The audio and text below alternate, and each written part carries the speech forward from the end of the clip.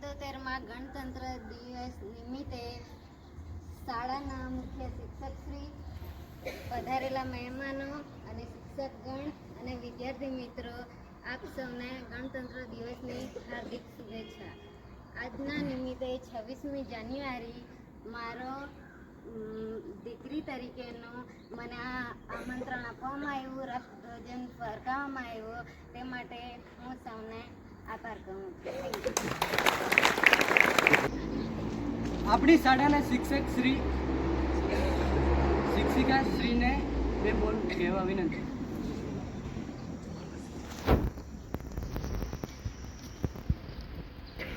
સૌને મારા નમસ્કાર અને પ્રજાસત્તાક પર્વની હાર્દિક શુભકામનાઓ. માનનીય આચાર્ય શ્રી, આપ શાળાના આમંત્રણને માન આપીને અત્રે ઉપસ્થિત અતિથિ વિશેષ, મારા સાથી શિક્ષક મિત્રો અને રાષ્ટ્રના ભાવિ સમાન મારા વહાલા વિદ્યાર્થીઓ, આજે 26મી જાન્યુઆરી એટલે કે ભારતનો 77મો પ્રજાસત્તાક દિન. આપણે 15મી ઓગસ્ટ 1947ના દિવસે આઝાદ થયા હતા, પરંતુ 26મી જાન્યુઆરી 1950ના દિવસે આપણને શાસન મળ્યું, એટલે કે ખરા અર્થમાં આપણે સ્વતંત્ર થયા. આ એ દિવસ છે જ્યારે ભારતનું બંધારણ અમલમાં આવ્યું અને દુનિયાને ખબર પડી કે ભારત હવે કોઈ રાજા કે કોઈના આદેશથી ચાલશે નહીં, પરંતુ લોકો દ્વારા, લોકો માટે અને લોકોથી ચાલશે. એટલે કે પ્રજાના હાથમાં સત્તા સોંપાઈ.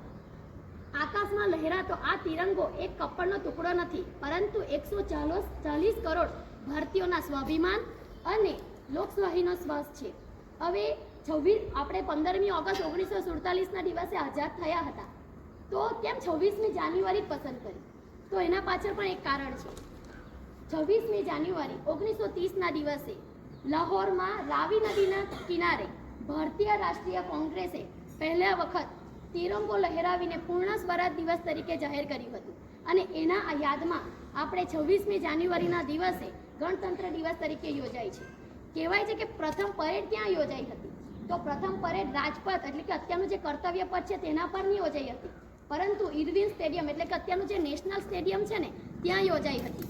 કાયમી પરેડની શરૂઆત રાજપથ પર એટલે કે અત્યારના કર્તવ્ય પથ પર 1955થી થઈ. એવું કહેવાય છે કે ગણતંત્ર દિવસના સમારોહના અંતે બીટિંગ રિટ્રીટ સેરેમની યોજાય છે, જેમાં મહાત્મા ગાંધીજીનું પ્રિય ગીત છે અબાઉટ બીટ મી વગાડવામાં આવતું હતું, પરંતુ હાલમાં ये मेरे वतन के लोगो વગાડવામાં આવે છે. તે એક ભારતીય ધૂન છે.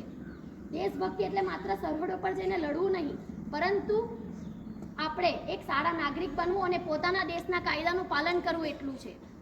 બીજું, વિદ્યાર્થીઓએ પણ દેશભક્તિ નિભાવી શકે છે. કેવી રીતના? તો વિદ્યાર્થી જીવને પોતે શિસ્તબદ્ધ રહેવું એ પણ એક દેશ સેવા જ છે. પછી કુદરતી સંપત્તિનો બગાડ ન કરવો એ પણ રાષ્ટ્રપ્રેમ છે. અંતમાં હું એટલું જ કહીશ કે દરેક વ્યક્તિ કોઈ પણ રીતે પોતાના દેશના કાયદાનું પાલન કરીને દેશભક્તિ નિભાવી શકે છે. જય હિન્દ, જય ભારત. હવે આપણી શાળાના શિક્ષક શ્રી ને બે બોલ બોલવા વિનંતી.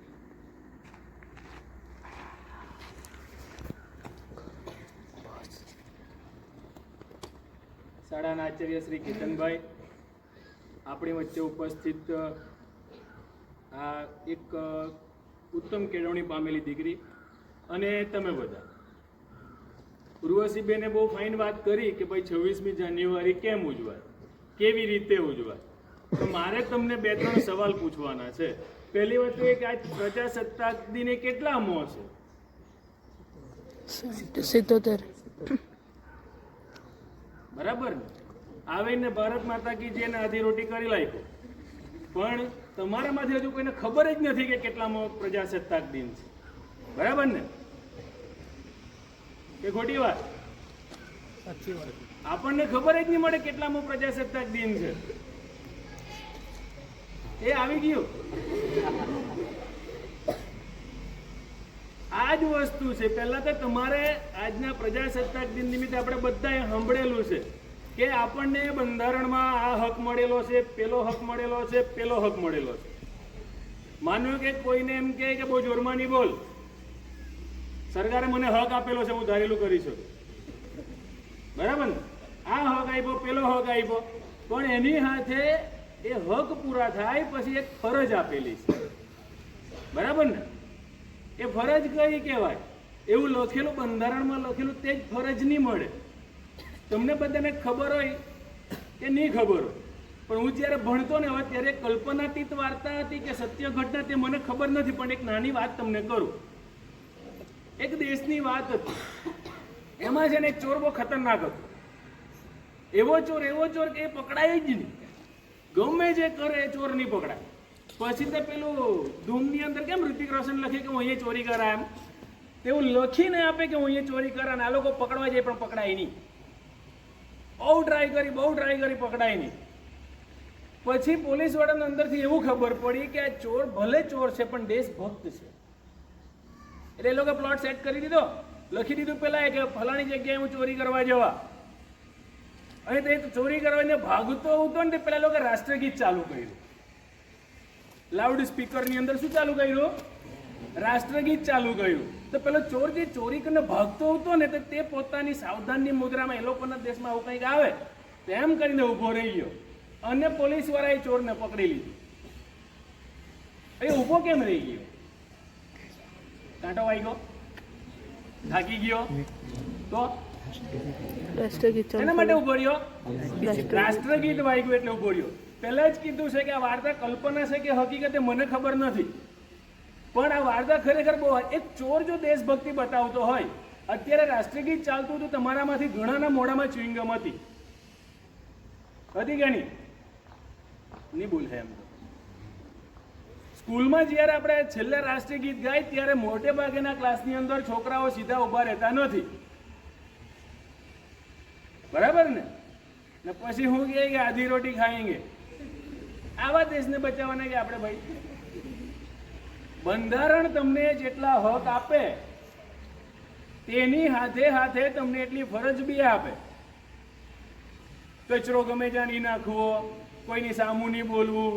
હવે ઘણા એમ કહે કે હું આપણો દેશ સ્વતંત્ર છે, હું ધારું એ કરું, પણ એ જ બંધારણમાં લખેલું છે કે સ્વતંત્રતા એટલે એ વસ્તુ કહેવાય કે તમારી સ્વતંત્રતાથી બીજા ડિસ્ટર્બ નહીં થવા જોઈએ. ખ્યાલ આવે છે? તમે તમારા ઘરની અંદર લાઉડ સ્પીકર વગાડો ને બાજુવાળો ના પાડવા આવે કે ભાઈ આ બંધ કર, હું મારા ઘરમાં વગાડતો હોય, તારા બાપનું શું જાય? ભારત દેશ સ્વતંત્ર છે, તો આનાથી બીજાની સ્વતંત્રતા જોખમાયેલી કહેવાય. એટલે આ હક તમને મળતો નથી. સમજાય છે ને? મેં કંઈ બહુ લાંબુ ભાષણ આપવાનું નથી, ખાલી 5-6 સવાલ તમને પૂછી લઉં, એના જવાબ તમને આવડે તો બહુ સારી વાત છે, ને નહીં આવડે તો તમારે જાણી લેવાના. આપણે જે હંમેશા એક પેલા સિંહોની આકૃતિ જોઈએ, એનું રાષ્ટ્રીય ચિહ્ન કહેવાય. એમાં કેટલા સિંહ છે? 4. એ 4 સિંહની નીચે એક વાક્ય લખેલું. કયું વાક્ય લખેલું છે? સત્યમેવ જયતે. એ ક્યાંથી લેવામાં આવેલું? ખાલી વિદ્યાર્થીઓ માટેનો સવાલ છે. શિક્ષકો તો ઉત્તમ કક્ષાના છે એટલે એ લોકોને ખબર હશે બધા, પણ મારો વિદ્યાર્થીઓને સવાલ છે કે એ ક્યાંથી સેન્ટેન્સ લેવામાં આવેલું? ચાલો એ છોડો, એ તો નાલું લખેલું થઈ ગયું. આ 4 સિંહની આકૃતિ ક્યાંથી લેવામાં આવેલી? હા બોલ ભાઈ. આ 4 સિંહોની આકૃતિ ક્યાંથી લેવામાં આવેલી? બસ એમ જંગલમાં ગયા, 4 સિંહ આમ આડા મોઢા કરીને બેઠેલા હતા, ફોટો પાડીને લઈ લીધા. હાજી બોલો. અરે ભવિષ્યમાં તમારે બી આ મોકો મળવાનો છે. દીકરીને નામ, દેશને કંઈક એવું આપણો સરસ મજાનો પ્રોગ્રામ ચાલે છે, તમારે બી એમ એક સપનું જોઈ લાવો કે મારા હાથે આ ધ્વજ ફરકાવવો જોઈએ. મને કહેવાય આ 4 સિંહોની આકૃતિ ક્યાંથી લેવા? તે ક્યાં આવેલું છે? એ વાત સાચી, જવાબ આપ્યો આપણને આનંદ થયો. સારનાથ. આ જે બધું વસ્તુ છે તે તમારે જાણવી જોઈએ, બરાબર ને? આજે આપણે પૂછીએ આપણો જિલ્લો કયો, તો તમે લોકો જવાબ આપે વઘઈ ને ગુજરાત ને ભારત. આ હકીકત કહેતો છું તમને. રાષ્ટ્રપતિ, વડાપ્રધાન, કોઈને કાંઈ ખબર નહીં મળે. કોઈ પણ સવાલ પૂછે, વડાપ્રધાન કોણ? નરેન્દ્ર મોદી. રાષ્ટ્રપતિ કોણ? નરેન્દ્ર મોદી. મુખ્યમંત્રી કોણ? નરેન્દ્ર મોદી. કમસે કમ તમે જે દેશમાં રહેતા હશે એ દેશનું ભૂગોળ ખબર હોવી જોઈએ, ઇતિહાસ ખબર હોવો જોઈએ, બરાબર કે નહીં? તો આવતી 26 જાન્યુઆરી આપણે જ્યારે ભેગા થઈએ ત્યારે આટલા જ સવાલ હું તમને પાછો પૂછા, બરાબર ને? 12મા વડે કે અમારે શું છે, મારા બદલે બીજા કોઈ પૂછશે, પણ આટલી આપણને બેઝિક વસ્તુ ખબર હોવી જોઈએ. તો આજે આ પ્રજાસત્તાક દિવસે હું ખાલી તમને એટલી રિક્વેસ્ટ કરું કે આપણી જે ભારતની જે બધી મહત્વની 20-25 બાબતો છે તે તમને ખબર હોવી જોઈએ. Thank you. આચાર્ય શ્રીને 2 બોલ બોલવા વિનંતી.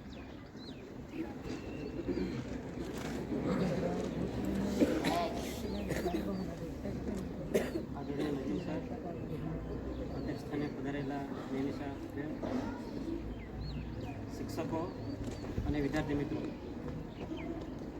જુઓ આ દર વખતે છે ને 15મી ઓગસ્ટ આવે છે